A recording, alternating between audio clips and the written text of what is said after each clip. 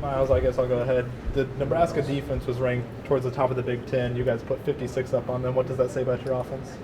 We just know what we come to do when we come to play hard against anybody that they put out there. So, we take our chances with us against anybody in the nation. So, I'm just confident we had a good game plan going into the game, and we just executed. A lot of people have been discussing maybe your team's lack of strength of schedule. Do you think this win goes anywhere to kind of silence those doubters a little bit? Oh, we don't care about that. We just play who they put out there. Whoever they put out there, we're going to be ready to play. So that's all that matters to us. Taven stepped in, obviously, in the second half. What gave you, Kurt said you guys had a lot of confidence in him as the backup quarterback. What was your kind of thoughts about that in terms of, getting in a rhythm with him, not missing a beat? It doesn't matter who's out there. We're going to play to win no matter what. It's always next man up mentality. And that's the standard we got to have and the mentality we got to have going into the game. Anybody goes down, we got to be ready for it. Somebody else to step in and continue to make plays like we've been doing. What was it like playing in this atmosphere? It was incredible, man. I feel like we definitely fed off the crowd, and we just looking to build upon that. You guys play with such a confidence and almost a swagger, like you're better than the other team. I mean, just the way you play, not and the stats show it. Where does that come from? That kind of confidence? That just comes from practice, just repetition, working on that week in and week out, and just getting better one day at a time, and just practicing hard, and just knowing that we got the ability to do that, and just continue to stay strong with that. What about has the past success helped in the games? I mean, to do that at UCLA the way you did, and Maryland, and some of the other teams, does that help the offense kind of grow and give that mental confidence? Oh, definitely. Whenever you have success in a game, it definitely carries over to the next game. So, continue to just have that success. It's just going to continue to just help us play with faster and just play with a lot of confidence and just continue to thrive like we've been doing.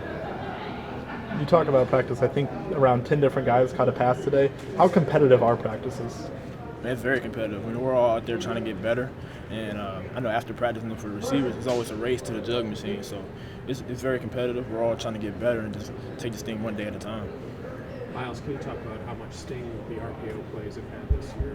Coach Signetti mentioned that the RPO, the danger of the RPO is kind of helping the run game and vice versa. I mean, what do you think makes the RPO so effective?